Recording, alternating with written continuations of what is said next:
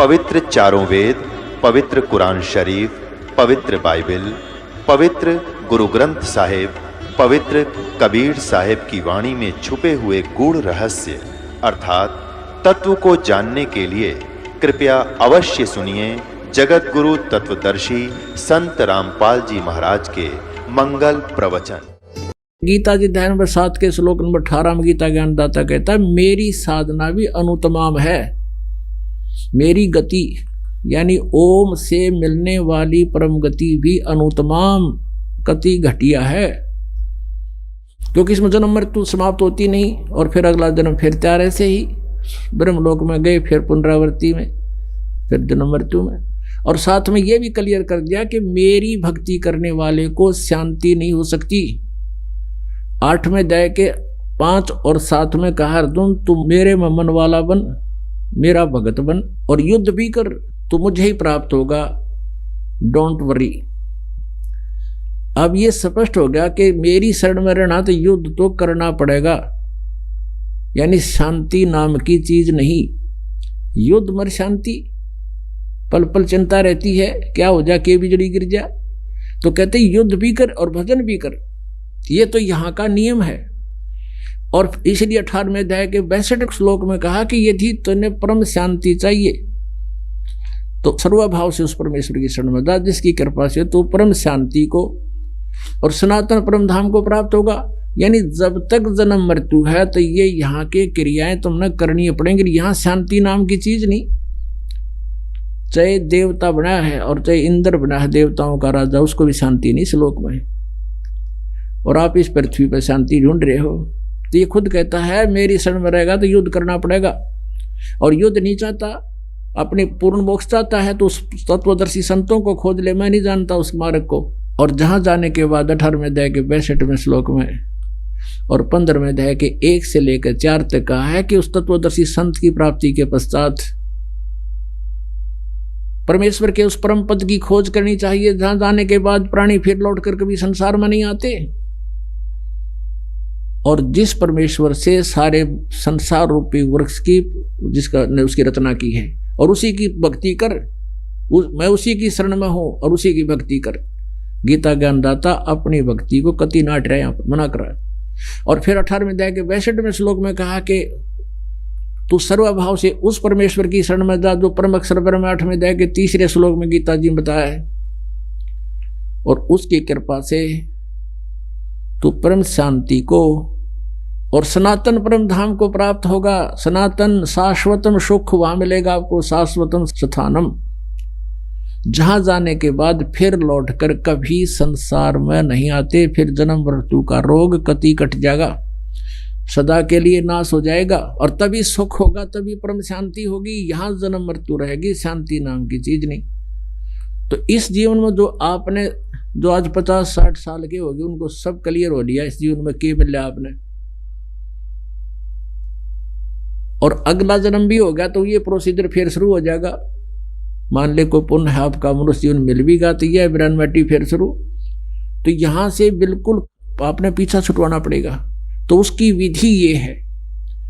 तो आखिरी सांस तक सभी, परमात्मा भी अपनी वाणी में कहते हैं, राम नाम रटते रहो, राम नाम रटते रहो, जब तक घट में प्राण, कभू तो दीन दयाल के है भनक पड़ेगी काने। देखो गेम चाहे तो आप स्टेट लेवल पर खेल रहे हो बच्चे, या डिस्ट्रिक्ट लेवल पर, या फिर नेशनल लेवल पर, या इंटरनेशनल लेवल पर, अब सबके नियम एक जैसे ही होते हैं। तो ब्रह्म तक की साधना करते हैं, उसके लिए भी कहा है कि अंतिम सांस तक इस नाम का जाप करते हुए जाना पड़ेगा। और जहां आशा ता बासा होई, मन कर्म वचन सुमरियो सोई। गीता जी के अध्याय नंबर 8 के श्लोक नंबर 6 में कहा कि अर्जुन ये नियम है, अंत समय में जो जिसके भाव में भावित रहता है, अंत समय में उसी को प्राप्त होता है। यही परमात्मा सच्चिदानंद घन ब्रह्म अपने सूक्ष्म वेद में बता रहे हैं, उस सच्चिदानंद घन ब्रह्म की वाणी में, कबीर वाणी में, कि जहां आशा ता बासा होई और मन कर्म वचन सुमरियो सोई। जहां आस लगा ली तूने जिस इष्ट में, उसी के पास तेरा वास होगा। और मन कर्म वतन से उसी की सिमरण करना सर्वभाव से, तो उसी को प्राप्त होगे। अब आप जी इस ब्रह्मांड रूपी हॉस्पिटल में हैं और यहाँ से छुट्टी होगी तो आपकी उस समय जब आप फिर यहाँ से निकले जाओगे, फिर दोबारा हॉस्पिटल में रहने की आवश्यकता नहीं। तो तब तक आपने आखिरी सांस तक इस सत्संग को और इस नाम को या ट्रीटमेंट गोलियां खाती रहनी पड़ेंगी जब तक आपकी छुट्टी नहीं होती। अब जो प्रसंग चल रहा था, अब उस बहन को कहते परम संत हो, उससे आपके दैनिक जीवन में हो रहे पाप कर्म वो साथ की साथ खत्म होंगे, वो आपका लगेंगे नहीं, क्योंकि आपके ऊपर आपके पास लाइसेंस हो गया। इच्छा कर्म आ रहे नहीं, बिन इच्छा मर जा, कह कबीर तास का पाप नहीं लगा। और संचित कर्म जो आपके रखे हैं उनके लिए भगवान कहते हैं, जब ही सतनाम हृदय धरो और भयो पाप को नाश, जैसी चिंगारी अग्नि की और पड़े पुराने घास, पुराना घास सूखा लाखों अरबों टन पड़ा हो, एक सीख लगा दे माचिस की जला के, सारे ने फूक कर राख बना देगी, चलेगी तेज हवा, इधर उधर फूक फेंक फेंक के वो क्लियर हो जाएगा फील्ड। तो ऐसे आपके संचित कर्मों को जो वहाँ डिपॉजिट है धर्मराज के दरबार में परमात्मा आग लगा देगा। यदि आप नियमित रहोगे उनको आग लगाएगा जब तक आप आखिरी सांस तक जुड़े रहोगे। और आने वाले आपके जीवन के अंदर जो कष्ट इस प्रारब्ध में आएंगे, ये परमात्मा आपका साथ साथ साफ करेगा। जैसे परमात्मा हमारे पाप कर्मों का नाश करता है, किसके पाप कर्मों का नाश करेगा? जो अनन्य मन से सर्वभाव से केवल एक परमात्मा में आस्था रखेगा। अब यह प्रसंग कई भक्तों के मन में ये आता है, जैसे एक 60-65 साल का व्यक्ति मुझसे कहने लगा, यहाँ बीच में मिलते समय कहने लगा, मावी तो नाम लेके गया था, राहत मेरे लिए। मैंने कहा तुम जो और पूजाएं करते हो उसको बंद कर दो। तो वो कहता है कि आप भी तो ये सभी नाम उन्हीं के देते हो, हमें कहते हो बंद कर दो, हम नहीं उठ करेंगे। मैं कहने लगा बात सुनो, अब जैसे आपने संसार रूपी उल्टे लटके हुए वृक्ष का चित्र देखा, अब दास ये नहीं कहता कि उनको जैसे एक पति भर्ता स्त्री होती है, अब पति भर्ता स्त्री एक ज्वाइंट फैमिली में रह रही है जिसमें जेठ जेठानी, सास ससुर, देवर देवरानी और सभी हैं। वो आदर तो सबका करती है और करना चाहिए, लेकिन वो पूजा केवल अपने पति की ही करती है। तो ऐसे ये हमारा एक परिवार है, ये ब्रह्मा विष्णु महेश और ये दुर्गा, और ये हमारे कोई दुश्मन नहीं, ये हमारा एक परिवार है। और हमारा पति कौन है? वो परमेश्वर कबीर देव जी है। तो हम जब तक इसमें सह परिवार में हैं तब तक हम सबके साथ बहुत तालमेल से रहेंगे। और जब हम जैसे वह पति व्रता लड़की जब उनका अलग होने का समय आता है तो फिर उस समय अपने सारे सामान जो उसका बाटे माया सारा ठा लीजिएगी, किसी की लाज नहीं करे, एक चम्मच भी ना छोड़े, कहेगी ना यो मेरा हिस्सा आया है देवरे ने, और अपने में याद रहेगी, अपने पति के साथ चली जाएगी, कति उधर झांखे भी को नहीं। तो जब तक हम यहाँ रह रहे हैं तो ये हमारा एक परिवार है, ये सह परिवार है। ब्रह्मा विष्णु महेश माता दुर्गा गणेश, ये कोई दुश्मन नहीं हमारे, नाम कहते हैं ऐसे। लेकिन पति व्रता के अपने पति में आस्था उनमें कद्दे नहीं हो सकती और बुरे भी नहीं हो सकते हुए, क्योंकि फिर आपस में प्यार भी रखना है, क्योंकि हमारा शिष्टाचार है, नहीं तो कड़ा का घर हो जाएगा वो। तो वो भी पति व्रता नहीं होती जो घर में कड़ा मचवा दे। तो सबको सत्कार करे, आदर करे यथोचित, लेकिन पूजा केवल अपने पति की करे, पति वाला अधिकार दूसरे के पास नहीं जाना चाहिए। तो ऐसे ही हमारा ये एक परमात्मा कबीर देव हमारा इष्ट है, और ये जितने भी हैं ये हमारे परिवार के सदस्य हैं, इनको हम अलग नहीं कर सकते, लेकिन पूजा के स्थान पर उनको नहीं रख सकते। अंडरस्टूड है ये। अब जैसे संसार रूपी उल्टा लटका वृक्ष आपको दिखाया, ऊपर को जड़ तो पूर्ण परमात्मा है, तना ये अक्षर पुरुष है, और डार ये सरपुरुष है, और तीनों देवा शाखा हैं, रजगुण ब्रह्मा सतगुण विष्णु तमगुण शिव जी, और आगे पात रूप संसार भगवान की वाणी में। तो हम पात रूप में हैं। हम ये नहीं कह सकते इस भक्ति रूपी पौधे की तुम टहनी काट के फेंक दो या डार काट के फेंक दो या तने न फेंक दो, ये कोई मूर्ख है कहेगा? क्योंकि हमें लाभ तो टहनियों से मिलेगा, शाखाओं से मिलेगा।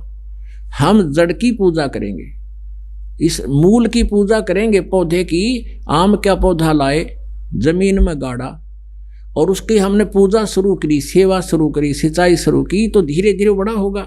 और ये तीनों शाखा, रजगुण ब्रह्मा, सद्गुण विष्णु, तमगुण शिव जी, समझो शाखा हैं, तो इन शाखाएं घटे नहीं आएगा तो फल लगेंगे, यही तो हमें लाभ देंगे।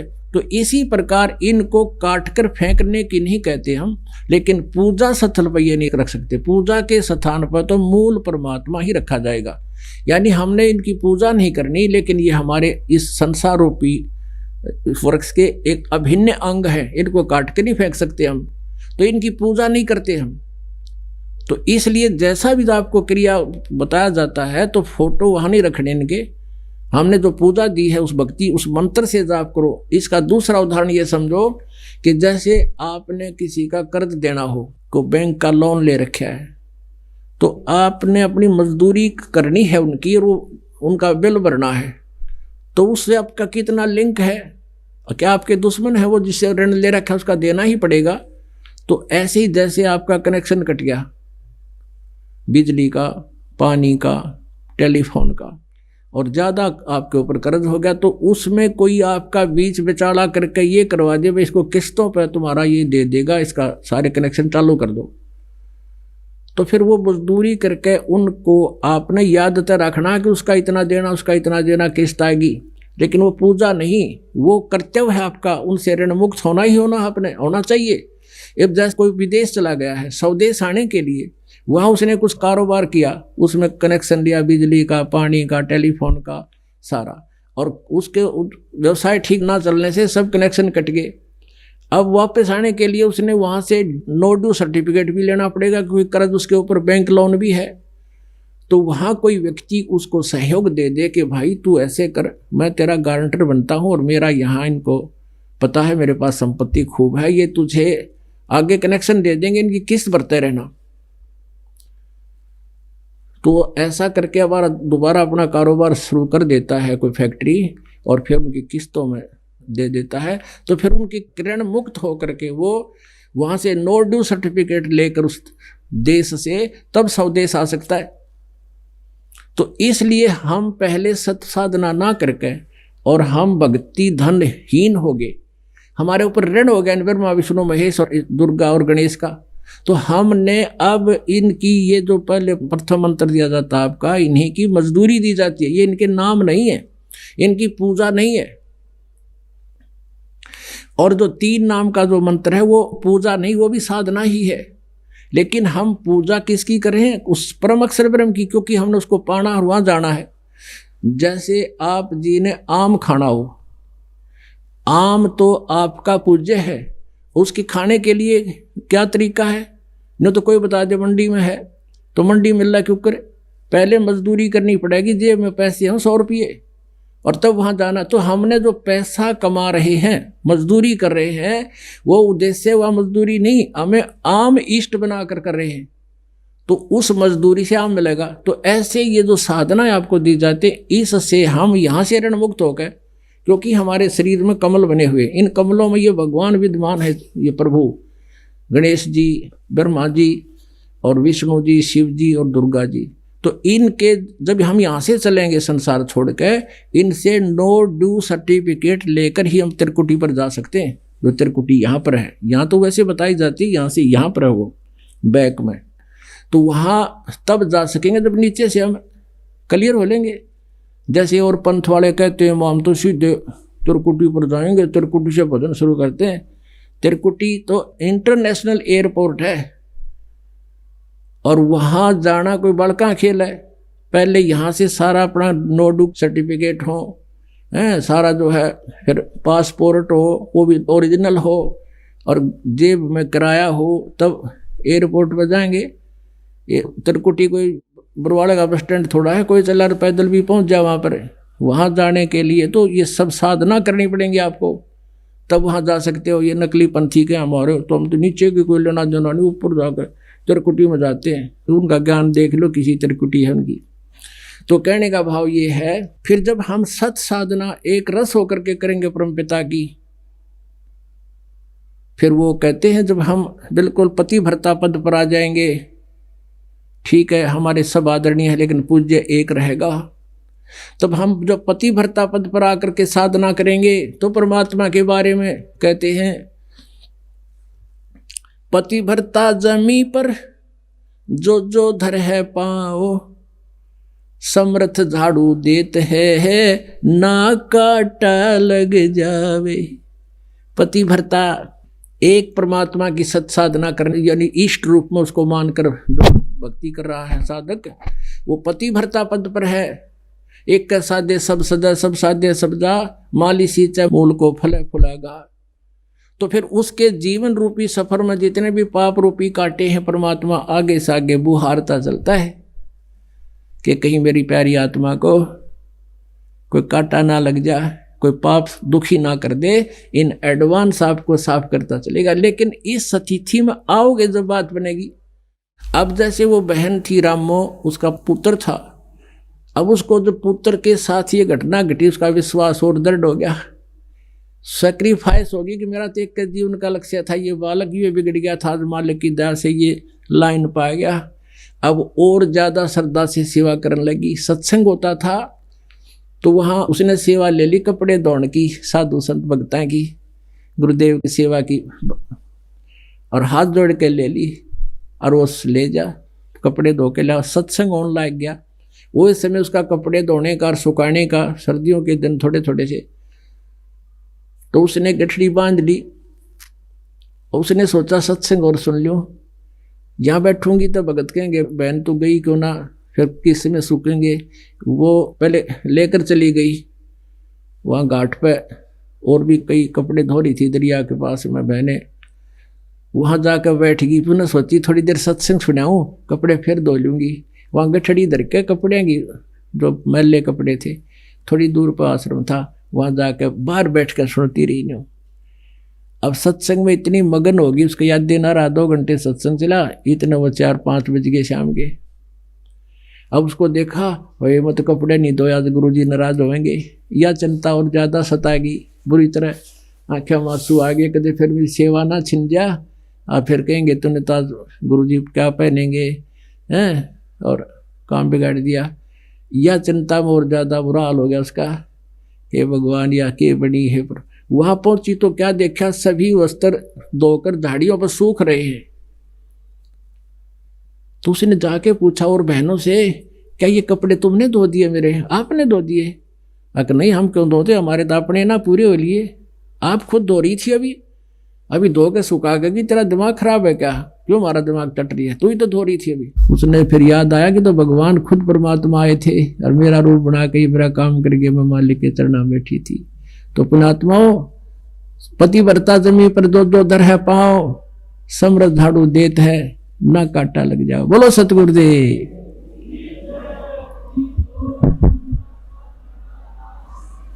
सत साहिब। परम पिता परमात्मा पूर्ण ब्रह्म, सारी सृष्टि के रचनहार कुल मालिक कबीर परमेश्वर जी की असीम कृपा से आप जी को ये सत्संग उपलब्ध हुआ, प्राप्त हुआ। आप जी का बहुत सौभाग्य है कि आपकी रुचि परमात्मा के अंदर बनी, सत्संग सुनने की आपके अंदर एक प्रबल इच्छा हुई, जिस कारण से इतनी दूर आप इतनी सर्दी में भी पहुंच गए। परमात्मा कहते हैं नर संसारी लगन में कबीर परमेश्वर जी स्वयं आते हैं और हमें यहाँ बताते हैं कि तुम कहाँ रह रहे हो।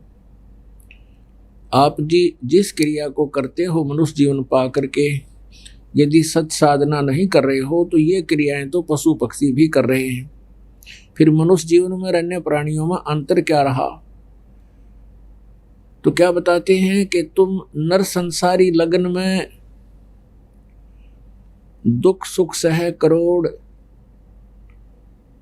और जो सतगुरु शरण में जितना सह उतना ही थोड़। तो क्या बताते हैं कि अपने संसारी लगन में, संसारिक धंधों में ना जाने कितने कष्ट हम उठाते हैं, और यदि हम परमात्मा के लिए, परमेश्वर की प्राप्ति के लिए, सत्संग में आने के लिए हमें जितने भी कष्ट होते हैं वो समझो थोड़े ही हैं। तो आप जी इतनी दूर से चले, सफ़र में तकलीफ हुई, और यहाँ पहुँचने के बाद तो परमात्मा की दया है, आपको कोई परेशानी परमात्मा नहीं होने देते। तो फिर आपके जो प्रबल संस्कार हैं, शुभ संस्कार, उन्होंने वो आपको यहाँ धकेल कर लाए हैं। कारण कुछ भी बनाया है, ये सब परमेश्वर की रजा होती है। नहीं तो घर के पड़ोस में भी कार्य हो रहा हो आसपास में, तो भी नहीं जा सकता प्राणी ऐसी सर्दी में। और आप कोई 1000 किलोमीटर, कोई 500 किलोमीटर, कोई 1500 किलोमीटर से चलकर यहाँ सत्संग सुनने आए हो। पुण्यात्माओं, आप बच्चे हो स्मारक में, और दास स्मारक से बहुत परिचित हो चुका है इस परमेश्वर से। आपके ऊपर जो रजा है इस विश्व में नहीं है, क्योंकि आपको वो मार्ग मिल गया है जिसकी तलाश में ऋषियों ने सारा जीवन खो दिया और उनको भक्ति मार्ग मिला नहीं। हजारों वर्ष साधनाएं करते रहे, घोर तप किए, परमात्मा प्राप्ति के लिए उन्होंने अपने शरीर की परवाह नहीं की, लेकिन यथार्थ मार्ग ना मिलने से वो कुमार्ग पर चलते रहे। परम संत उनको मिला नहीं, परमात्मा आए तो उन्होंने स्वीकार किया नहीं। ये दुर्भाग्य था उनका, और आपका सौभाग्य है कि आपका जन्म इस समय में है जबकि ये परमात्मा ने ये अनमोल ज्ञान का पिटारा खोल दिया। और अब आने वाली जितनी भी पीढ़ियाँ आपकी होंगी वो बहुत ही पुण्यकर्मी होंगे। उनको तो जन्म से ही भगवान की आरती मिलेगी, पैदा ही वो भगवान के गुणगान गाते गाते होंगे। उनके तो कोई शंका और संशय को रहेगा ही नहीं। उनकी किस्मत का तो अंदाजा लगाया नहीं जा सकता। और आपकी किस्मत भी अनमोल है, अद्वितीय है, बहुत पुण्यभागी प्राणी हो तुम, ये सत्कर मान लेना। पहले तो परमात्मा चाहने वाले व्यक्तियों की बहुत अभाव है, क्योंकि कोई भी कहीं जाता है, किसी मंदिर या मस्जिद, गुरुद्वारे में, चर्च में या किसी संत के पास, तो वो सबसे पहले भगवान तो पीछे चाह है, पहले अपनी आवश्यकता ही पूर्ति चाहता है। कोई धन की लालच में, कोई किसी और क्रियाओं के लिए जाता है। लेकिन यहाँ आने से आपको एक सतर ये ज्ञान हो जाता है कि मनुष्य जीवन केवल परमात्मा प्राप्ति के लिए ही मिला है। और फिर जो यहाँ आप साधना करते हो, इससे आपके संसारिक सुख तो होंगे ही होंगे, लेकिन मोक्ष भी प्राप्त होगा। आपको दोनों ही लाभ मिलेंगे। पुण्यात्माओं, इतनी सर्दी में, और बहुत अच्छी कभी गर्मी होती है, कभी या कोई ना मौसम अपना जोर जमाई रहता है, तो वही प्राणी यहाँ आ सकता है जो इस मार्ग से परिचित हो गया, इस ज्ञान से परिचित हो गया कि ये काम तो करना ही पड़ेगा। जैसे किसान खेती बोते हैं और रात्रि के समय नहर, हमारे इधर उत्तर प्रदेश, हरियाणा और पंजाब, कुछ राजस्थान का क्षेत्र है, हरियाणा के लगता हुआ, इनके अंदर नहरों की सिंचाई बहुत होती है। और किसान कई ऐसे होते हैं जिनका रात्रि के समय नहर के पानी का, जल का उनका टर्न आता है, नंबर आता है। अब दिसंबर और जनवरी का ये मौसम हो, जैसे अब शीतलहर चल रही है और रात्रि के समय किसान का नहर के पानी का नंबर होता है। वो तो है ही, आज भी है, वो ऐसा आज भी कर रहे हैं। हम यहां भी ये चाहते हैं कि रजाई मिल जाए, कमरा बंद करके सोचते हैं हीटर लगा लें। और ऐसे समय में किसान जाता खेत में और वहां नहर के पानी को लगाने के लिए, सिंचाई करने के लिए अपने खेत में, उसने दूसरे किसान से जल रोकना होता है और उस नाली के अंदर जो वाटर कोर्स होता है उसमें मिट्टी से बंद लगाना पड़ता है। तो उस समय वो अपना कंबल भी एक तरफ रख देता है, अपने कपड़ों को घुटनों से ऊपर तक करके पजामा या धोती को, और जल के अंदर प्रवेश कर जाता है। मिट्टी खोदते खोदते वो छीटम छीट हो जाता है, भीग भी जाता है और ऊपर से शीत लहर चल रही होती है। वो परवाह नहीं करता कि तुझे निमोनिया हो जाएगा या तुझे कोई हानि हो जाएगी या रात्रि के समय कोई सर्प काट लेगा। नहीं, उसको अपना उद्देश्य दिखाई देता है कि यदि आज ये जल मैंने अपने फसल में नहीं दिया, नहीं डाला, सिंचाई नहीं की, तो मेरे बच्चे भूखे मर जाएंगे, फसल नहीं होगी। तो उस कार्य, इसे कठिन काम को वही कर सकता है जिसको पक्का दृढ़ विश्वास है कि ये काम नहीं करा तो नाश हो जाएगा, बात बिगड़ जाएगी कति। तो फिर वो परवाह नहीं करता। तो वही सतीथि आप जी की है। आपको ये पता लग गया है कि यदि इस मनुष्य जीवन में ये कार्य नहीं किया तो बात बिगड़ जाएगी, दुर्गति हो जाएगी और फिर सारा जीवन कष्ट ही कष्ट रहेंगे। कुत्ता बन गया, गली में बैठ जाता है, ऐसा मौसम, और गली में बैठा है, सारा दिन भूखा रहता है। कोई रोटी मिला, कहीं टूक मिल गया तो मिल गया, नहीं तो भूखा पड़ा रहता है और ऐसे गिंडली मिंडली मार के चक्कर काट कर बैठ जाता है और ऊपर से वर्षा होने लग जाती है। तो पुण्यात्माओं, इन कष्टों से आप परिचित हो चुके हो, तभी आप इतनी दूर से और बगैर किसी के रोके, बगैर किसी बाधा के यहाँ पहुंच जाते हो। तो तभी ये काम पूरा होगा। कहते हैं सत्साधना किए बिना, परमात्मा की तरफ इतनी लगन लगे बिना बात बने नहीं। आप पर मेहर की भगवान ने विशेष कृपा की है, सत्कर मान लेना। और ये अमृत ज्ञान सुनने को आपको मिल रहा है। इस ज्ञान की तो काल ने छींट भी नहीं आने दी थी बाहर किसी के पास। सबको उआबाई का ज्ञान संग्रह करवा रखा है। परमेश्वर आए, कबीर भगवान जो हमारे पिता हैं, जो हमारे हमदर्द हैं, क्योंकि हम सभी प्राणी जितने भी इस पृथ्वी ब्रह्मांड में हैं, काल के लोकों में हैं, हम सभी उस परमात्मा के बच्चे हैं। और हम अपनी गलती से यहाँ काल के जाल में फंस गए आके। बालक गलती कर देता है, माता पिता फिर भी उसके दुख में दुखी ही रहा करते हैं। आप यहाँ देखते हो कितना कष्ट है आपको। किसी का पुत्र मर गया, किसी का पुत्री मर गई, किसी का कोई हानि है, किसी को कैंसर है, किसी को दुर्घटना मारे गए, कहीं फ्लड आ गया तो हजारों व्यक्ति मारे जाते हैं, पूरा परिवार नष्ट हो जाता है। तो हम ऐसे बेरहम के यहाँ रह रहे हैं जिसका कोई दया नाम की चीज नहीं। कोई मरो कोई जियो, एकदम फ्लड आ जाए, एकदम भूकंप आ जाता है, हजारों आदमी लाखों आदमी मारे जाते हैं। तो हम उस लोक में रहा करते थे जहाँ दुख नाम की चीज नहीं थी।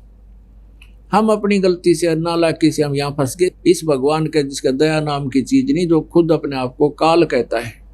मैं काल हूँ और सबको मारने के लिए आता हूँ। भगवान मारता है कभी? भगवान जीवन देता है, जीवन लेता नहीं। तो हम गलत स्थान पर फंस गए हैं। हमें पता नहीं था पहले, अब ज्ञान हो गया भगवान की रोशनी से, भगवान के तत्व ज्ञान की रोशनी से। और अब भी हम यहाँ से नहीं निकले तो फिर ना जाने कितने युगों के बाद, ना जाने कितने भटक लोगे, कहाँ कहाँ दुर्गतियाँ हो लेंगी। फिर कभी ये समय कलयुग का यही समय है जिसमें हम पार हो सकते हैं। और इसमें थोड़े ही प्रयत्न में पार होंगे।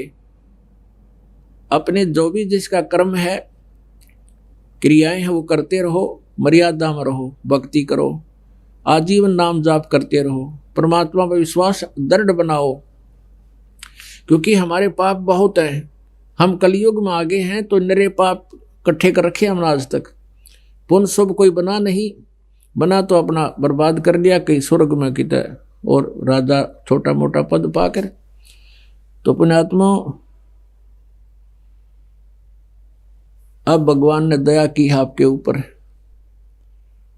और इसको बहुत ही लगन के साथ, दृढ़ निश्चय के साथ अंतिम श्वास तक ये साधना करनी है, क्योंकि हमें भ्रमित ज्ञान बहुत प्राप्त है।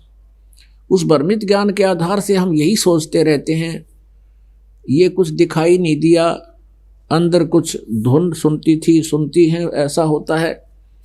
ये है एक ब्रह्मांड, इसने पिंड कहो, शरीर कहो, और एक ब्रह्मांड को अंड भी कहते हैं, ब्रह्मांड भी कहते हैं। और एक ब्रह्मांड में जो भी व्यवस्था है वो इस शरीर के अंदर, यह शरीर एक टेलीविजन समझ लो, और इस टेलीविजन के अंदर केवल इस ब्रह्मांड तक की जो भी है, यहाँ इस जो भी क्रियाएं हो रही हैं, कोई धुन बज रही है या कोई प्रकाश दिखाई दे रहा है, कुछ भी दिखाई देता है शरीर के अंदर, जो आप साधना करके कुछ भी अंतर्गत होकर के, अंतर ध्यान होकर इसमें अंतर की तरफ जा करके कहते हैं हम धुन सुनते हैं, ये तो काल की धुन है सारी। अंड और पिंड या ब्रह्मांड, पिंड शरीर को कहते हैं और ब्रह्मांड को अंड भी कहते हैं, क्योंकि वो इलिप्टिकल शेप का है, अंडाकार शेप है इस ब्रह्मांड का। तो इसके अंदर जो भी आप देखते या सुनते हो, ये काल की व्यवस्था है। हमारा परमात्मा कहते हैं हमारा लोक अंड और पिंड के पार स्वदेश हमारा है। इस पिंड और ये ब्रह्मांड को अंड कहो, इसके पार हमारा देश है। तो हमें वहां की जो धुन है इसमें नहीं सुनेगी वो, क्योंकि हमें इतना भ्रमित कर दिया है, हम ये उलझे रह जाते हैं। एक दूसरे से पूछते हैं आपको कुछ दिखता है, आपने कुछ दिखा है? इसमें दिखेगा तो भी काल का दिखेगा, उसको हमने देखना ही नहीं, हमें तो सतलोक जाना है। वो कैसे जाया जाएगा? राम नाम रटते रहो, राम नाम रटते रहो, जब तक घट में प्राण, कदे तो दीन दयाल के हे भनक पड़ेगी कान। इस स्थिति से हमने रहना, अंतिम सांस तक भक्ति करनी है। अब जितनी भी आप सत साधना करोगे, हमारे अंतःकरण में वो संग्रहित हो जाती है। कुछ भक्त प्रश्न किया एक भक्त ने कि जी जैसे हम श्वास का सिमरण करते हैं और मृत्यु होने के बाद तो ये श्वास, शरीर तो यहीं रह जाएगा, तो आगे सिमरण करते हुए कैसे जाएंगे? अपने आत्मा, जैसे आप हवा भर रहे हो, उसमें टायर में हवा भर रहे हैं, साइकिल के टायर में या मोटरसाइकिल के टायर में, किसी प्रेशर से या अपने हाथ से, तो जब टायर में हवा भर जाएगी वो काम करने जोगा हो जाएगा, और फिर उसमें कितना लोड डाल के वो ठठा ले जाएगा 200 क्विंटल वजन को। तो हमने अपनी आत्मा को चार्ज करना है इस नाम से, भक्ति धन से इसमें इतना संग्रह कर देंगे। ये शरीर तो एक ऊपर का कवर है, लेकिन इसके बिना यूं बने को नहीं, तो इसको तो हम छोड़ जाएंगे, लेकिन वो भक्ति की जो शक्ति है वह इसको ऐसे ले जाएगी ना प्रेशर के साथ, वो हमें पार करेगी। और वो आपको, आपकी भक्ति के लक्षण जो है आपको अपनी आंखों के सामने दिखाई देने शुरू कर देंगे कुछ दिनों में। कई भक्त आते हैं जी हमें पता नहीं काली काली टिकारी दिखती है, ऐसे यहाँ से कोई, यहाँ से इधर से कोई तार सा दिखे, कोई जाला सा दिखाई देता है, और पहले नहीं था, पहले तुम्हारे पास बीज ही नहीं था, अब बीज उग गया भक्ति का आपका। ये भक्ति की कमाई है। एक भक्त इतना डरा हुआ था, कहने लगा जी मैंने डॉक्टर से दिखाया, चेक कराया, उसने सारी चेक किया, डॉक्टर कहा भी तेरी आंख में कोई बीमारी नहीं, और कहे मुझे पता नहीं क्या ऐसे काले काले दिखने लगे। तब उसको बताया ये तेरी भक्ति का बीज उग गया, ये पौधा प्रारंभ हो गया भाई, ये तेरी भक्ति की कमाई का पैमाना है। और ये जितना तेरे अंतःकरण में जिस भी मंत्र की जितनी कमाई होती जाए उसी के अलग अलग लक्षण आपको दिखाई देंगे। तो पुण्यात्मा, अपना जैसे दास ने आपको बताया है, ये मंत्र वो हैं जो महापुरुषों ने जपे, जिनको परमात्मा मिला और जिस साधना से वो अपने सचखंड में चले गए, सतलोक चले गए। बाकी जितने भी ये बातें बनाते हैं, ऊटपटांग मंत्र देते हैं, उनसे कोई लाभ प्राणी को नहीं होगा। अब परमेश्वर हमें आकर क्या याद दिलाते हैं? मानुष जन्म दुर्लभ है, ये मिले न बारंबार। जैसे तरवल से पत्ता टूट गिरे, वो बहुरे न लगता डार। राम रटत कन्या भली, साकेट भलो न पूत। जैसे छेरी के गल में गल थनाहा, जिसमें दूध ना मूत। राम रटत कोढ़ी भलो, चू चू पड़े जो चाम। ये सुंदर शरीर किस काम का, जा मुख नाही नाम। राम रटत दारिद्र भलो, टूटी घर की छान। वो सुंदर महल किस काम के, जहां भक्ति नहीं भगवान। कबीर जिह्वा तो वाहे भली, जो रटे हरि नाम। नहीं तो काट फेंक दियो ये, मुख में भलो ना चाम। मानुष जन्म पाए कर, जो नहीं रटे हरि नाम। जैसे कुआ जल बिना, फिर बनवाया क्या काम।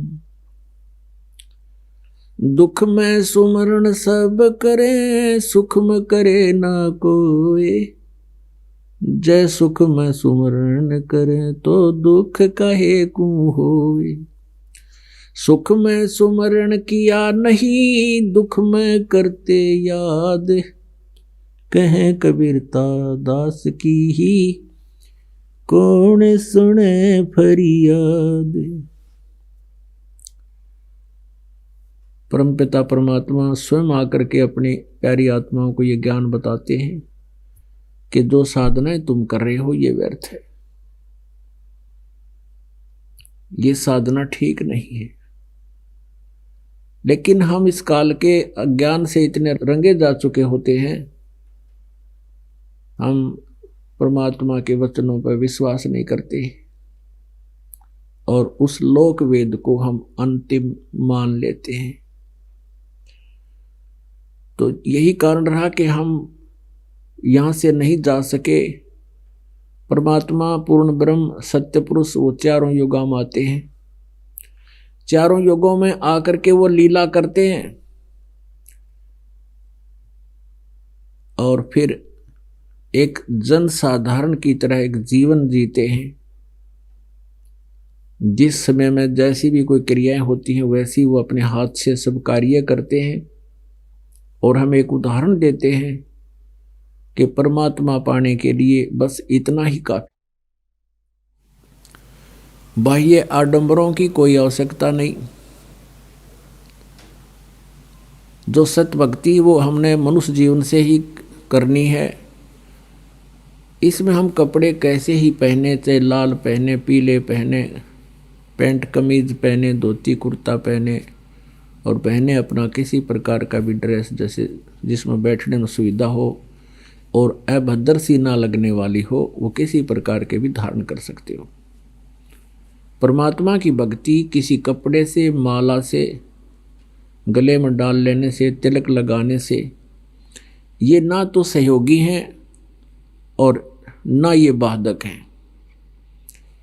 लाल कपड़े पहनने से इतनी समस्या अवश्य आ जाती है उस प्राणी को, क्योंकि आम व्यक्ति गेरुए कपड़े पहने व्यक्ति को एक संत मान लेता है और फिर बार बार उसको प्रणाम करते हैं, चरण छूते हैं, तो उस व्यक्ति की भक्ति खत्म होनी शुरू हो जाती है और एक दिन फिर उसमें मान आ जाएगा।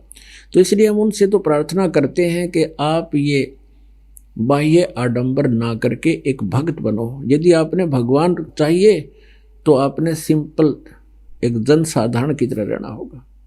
तो उससे हम प्रार्थना करते हैं। बाकी कोई किसी तरह भी अपना जैसा उसका वेशभूषा उसका क्षेत्रीय है कर सकते हैं। बाकी हमने जो यहाँ के जो ड्रामे हैं ये नहीं करने।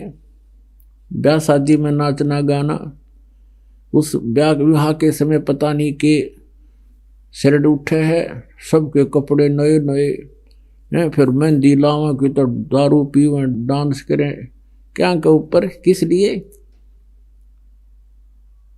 ये हमारी आत्मा से हट जाएगा एक दिन कि यहाँ तो हम ये गलत कर रहे हैं। इसे गंदे लोक में नाचें गाँव बकवाद करें, या तो टाइम पास करना चाहिए जिसको ज्ञान हो गया।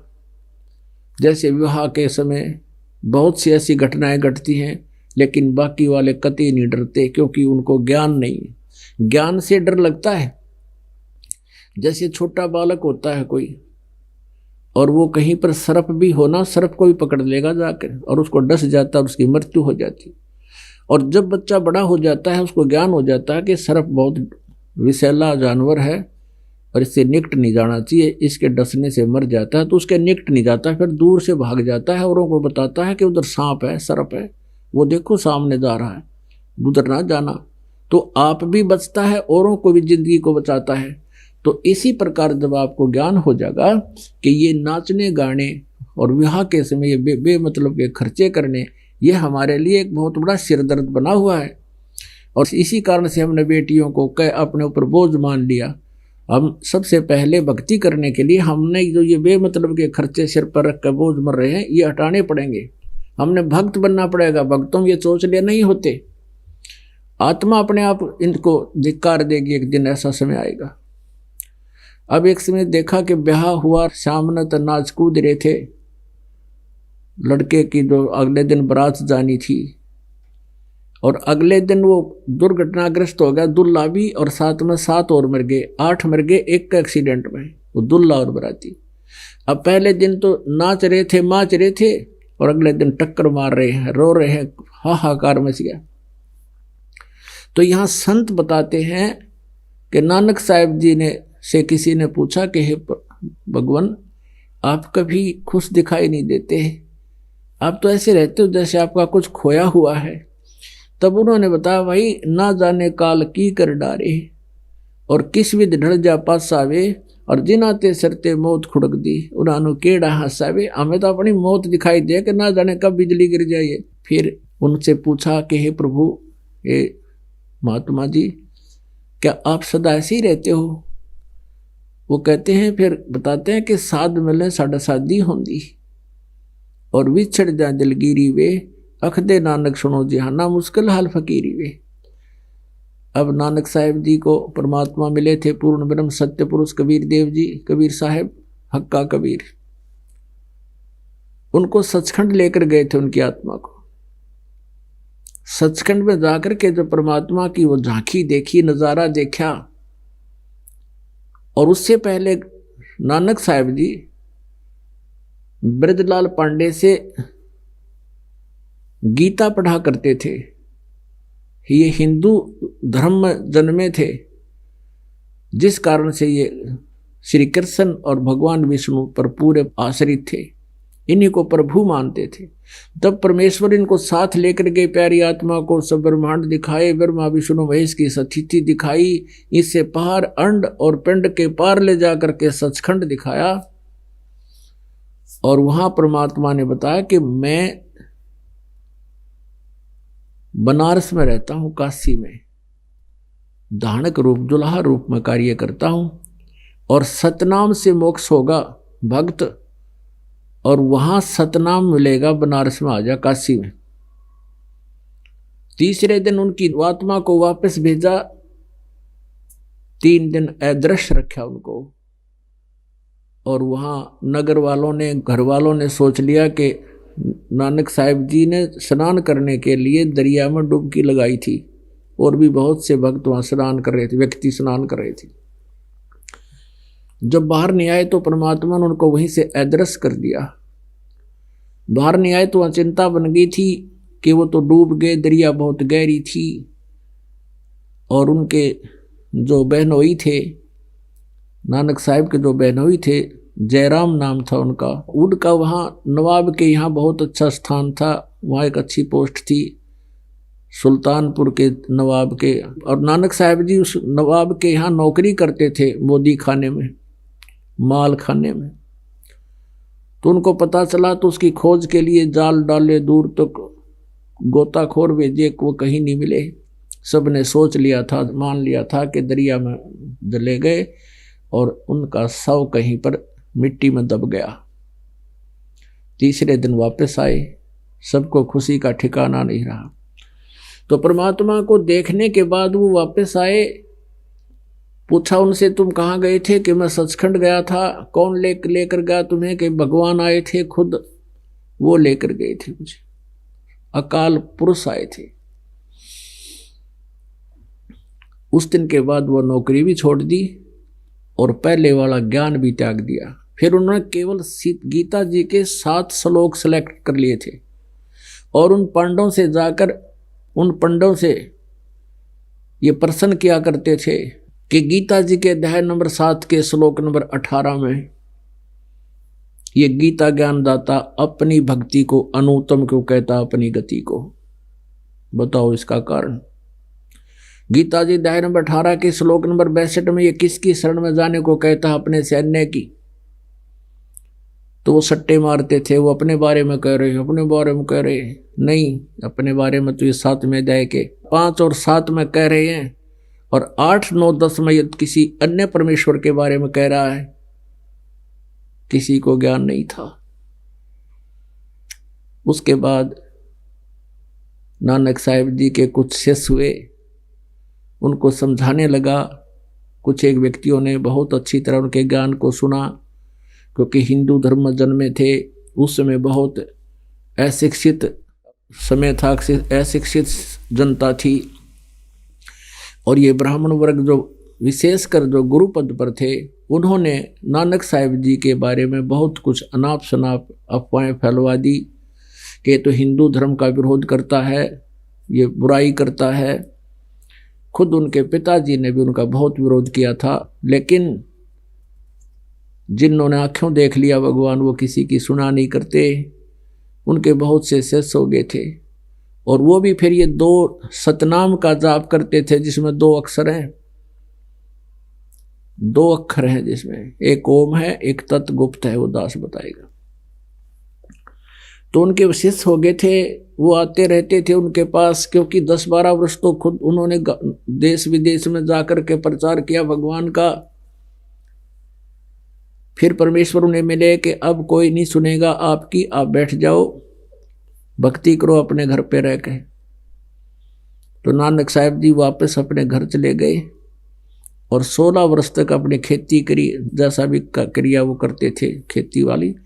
और वहाँ आने वाले भक्तों को भी एक दिन फिक्स कर रखा था, उस दिन सत्संग सुनाते थे, अपने ही यहाँ से भंडारा करते थे उन सबको। और फिर वो कहते हैं कि साध मिले साड़ी शादी होंदी और विछड़ जाए दिलगिरी वे, अख दे नानक सुनो जिहाना मुश्किल हाल फकीरी वे। कि जो मेरे शिष्य भक्त, ये साधु संत आत्मा जब यहाँ आते हैं, हमारे यहाँ सत्संग होता है, तो मेरी खुशी का कोई ठिकाना नहीं रहता। और जब ये यहाँ से बिछुड़ते हैं, जाते हैं अपने अपने क्षेत्र में, अपने घरों में, तो मुझे चिंता लग जाती है कि कहीं कोई काल का दूत इन प्यारी आत्माओं को भ्रमित ना कर दे। और जब तुम ऐसे एज इट इज वापस आ जाते हो, तो मेरी खुशी का ठिकाना नहीं रहता कि मेरी फसल में कोई कीड़ा लगा नहीं, ये सब ठीक ठाक है। साध मिले साड़ी शादी होंदी, बिछड़ जा दिलगिरी वे, अख दे नानक सुनो जिहाना मुश्किल हाल फकीरी वे। तो पुणात्मा, इस गंदे लोक में हम किस चीज के ऊपर खुशी मनावा? 1 सेकंड का भरोसा नहीं कि बिजली गिर जाए यहाँ पर। और फिर हम इतना नशा कर रखा है इस काल ने हमारे ऊपर, बस की बात नहीं जीव के। कबीर ये माया अटपटी सब गट आन अड़ी, और किस किसी ने समझाऊं यो कुआ भांग पड़ी। प्रत्येक व्यक्ति के अंदर ऐसा ज्ञान ठोक दिया, एक एक को समझाने के लिए बहुत समय लग जाता है। एक पुस्तक दास ने बनाकर समाज में वितरित करवाई है कि ताकि इनकी आंखें खुल जाएं भगवान के बच्चों की और पहचाने परमात्मा को। उसको भी पढ़ पढ़ कर कोई 6 महीने कोई 1 साल लगा रहता है और तब उसकी अज्ञान के पर्दे हटते हैं। इतना अज्ञान भर दिया। कुछ पुण्यात्मा है वो तुरंत ही समझ जाती हैं, क्योंकि आज शिक्षित समाज है और दूसरे संतों के पास जो भ्रम भटक चुके हैं उनके ज्ञान से वो परिचित हैं, वो शीघ्र समझ रहे हैं और बहुत ही शीघ्र आ रहे हैं। तो जितना भी जो देर से यहाँ आएगा उतना ही पछताएगा, ये सत्कर मान लेना। एक दिन पूरे विश्व ने ये ज्ञान स्वीकार करना पड़ेगा, क्योंकि ये प्रमाणित एथेंटिक मार्ग है। हम एक परमात्मा की संतान हैं, पृथ्वी पर हम अलग नहीं है, कोई धर्म हमारा न्यारा नहीं है। जीव हमारी जाति है, मानव धर्म हमारा हिंदू मुस्लिम सिख ईसाई कोई धर्म नहीं है न्यारा। हम एक परमात्मा की संतान है। वो परमात्मा अब हमें मिल गया है, उसके पाने की विधि उन्हीं के बताई हुई, और जिन महापुरुषों ने उस विधि से अपना प्रैक्टिकल किया उनके भी वही वाणी वही ज्ञान हमारे पास उपलब्ध है। उन्होंने भी यही प्रमाण दिया है कि हमने ये मंत्र जाप किए हमारा मोक्ष हुआ। तो आज वही आपको प्राप्त है। बाकी जिस भी पंथ में आप जाते हो साधना अलग अलग है, नाम न्यारे न्यारे। कमाल की बात है, आम बीजना है तो आम का बीज एक ही होगा। कोई ये कह दे कोई संत कैसा ही नाम दे दो उसी से पार हो जाएगा, नहीं, आम का बीज एक ही जैसा है। अगर वो ऐसा है आपने बीज रखा तो आम है, और वो बीज नहीं बीज रखा तो आम नहीं है। तो परमात्मा पूर्ण मोक्ष कराने के लिए जो हमने साधनाएं करनी है वो एक ही है, दूसरी है ही नहीं। अब हमने इस मानव शरीर में परमात्मा मिलेगा और इसमें हम कहाँ हैं, इसमें से हमने बाहर निकलना इस चक्रव्यूह से। हमारे कमल बने हैं इस रीढ़ की हड्डी जो बैकबोन है इसके अंदर की साइड में।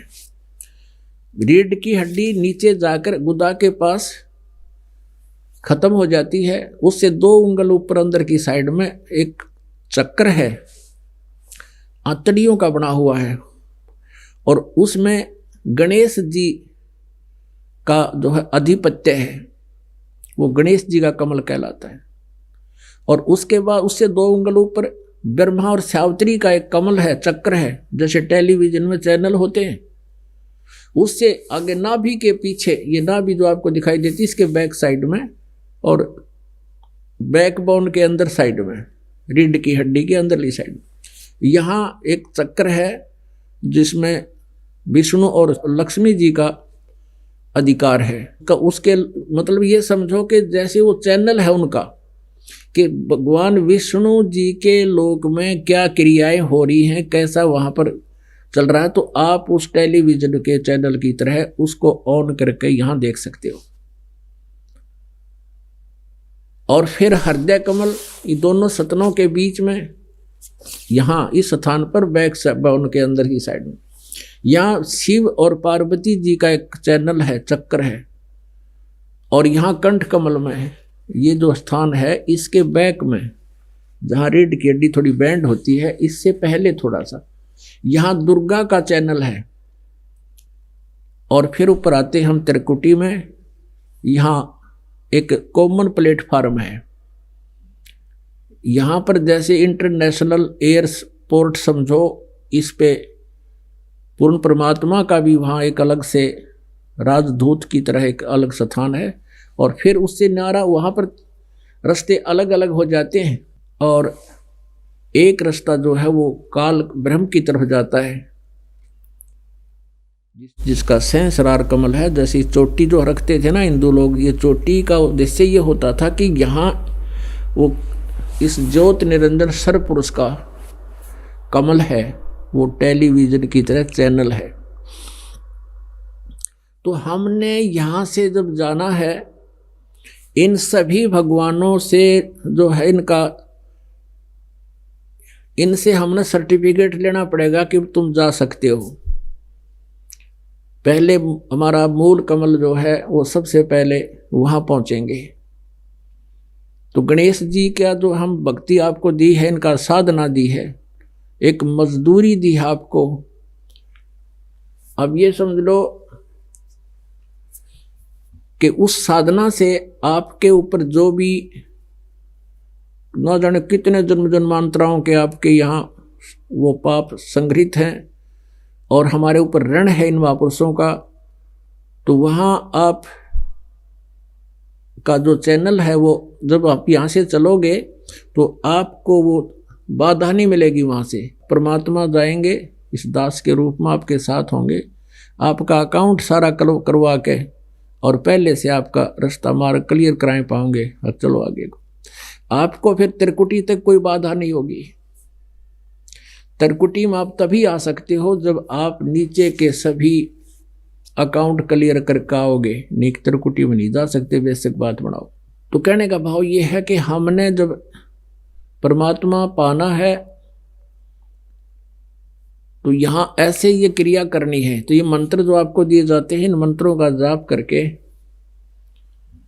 आपने ऋण मुक्त होना है, बस इतनी सी बात समझ लो।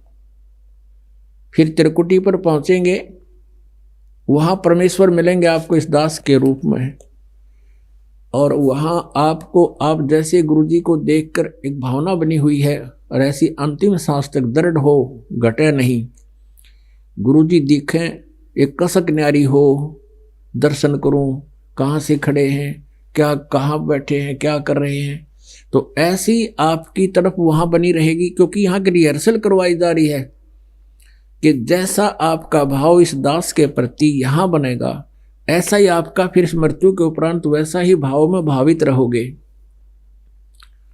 तो वहां जाओगे, गुरुजी दिखेंगे, परमात्मा दिखाई देंगे इस दास के रूप में आपको, तो आप देखते ही वहां दौड़े जाओगे, गुरुजी वो खड़े वो खड़े, सब वहां इकट्ठे हो जाएंगे जो उस दिन गए होंगे यहाँ से, चाहे 10 हो, 20 हो, 50 हो, तो वहां खड़े होंगे। तो वहां जाओगे, प्रणाम करोगे, बैठ जाओगे। फिर परमात्मा आपको लेकर जाएगा इस धर्मराज के दरबार में कि हमारा अकाउंट क्लियर कर इनका सबका। तो वो जो सतनाम का जो जाप है आपको 7 नाम तो पहले दिए जाते हैं, 5 नाम तो ये इन यहाँ के भगवानों से हमने अपना ऋण मुक्त होना है, इनकी कमाई करके इनका कर्जे से मुक्त होना है, या कमाई इनको दे देंगे हम, ये हमें छोड़ देंगे। और जो 2 मंत्र है इसमें फर्स्ट एंड लास्ट 7 मंत्रों में ये परमात्मा की भक्ति पैरेलल करवाई जा रही है आपकी। ऐसा हो जाता है कई बार, क्योंकि ये साधना कर प्रथम मंत्र मिला है और किसी कारण से मृत्यु हो जाती है तो उस प्राणी का मनुष्य जीवन तुरंत मिल जाता है, उसको तुरंत 1 साल के अंदर अंदर मनुष्य जीवन पाओगा वो, ये गारंटीड बात है। अगर इस नाम को लेकर भी और नाम लेने के घंटे बाद भी डेथ हो जाती है तो भी मनुष्य जीवन मिलेगा। इतना जबरदस्त मंत्र है भगवान का प्रथम मंत्र। फिर जो 2 मंत्र का जाप है सतनाम जो है, इसमें एक ओम मंत्र है। कई भक्त भ्रमित हो जाते हैं, कहते हैं जी ये मंत्र तो उन 5 नामों में भी है, और फिर दूसरे का पता चलता तब भी कहते हैं ये उनमें भी है। पुण्यात्माओं, एक जड़ी होती है, उस जड़ी को 5-7 जड़ियों में मिला दिया जाए तो उसका गुण अलग होता है, और उनका 2 अलग से और उसकी विधि खाने की अलग हो बनाने की तो उसका गुण अलग होता है, वो अलग अफेक्ट करती है। तो ये मंत्र है, इनको ऐसे यूज करेंगे तो ये लाभ देंगे, और ऐसे उनका प्रयोग करेंगे तो वो ये लाभ देगा। इतना समझना, भ्रमित ना होना, क्योंकि ज्ञान हमारे को था नहीं, अब ये ज्ञान मिला है तो अब हम वकील बन जाते हैं। अब यहाँ वकालत नहीं चलेगी आपकी, आपका समर्पण चलेगा।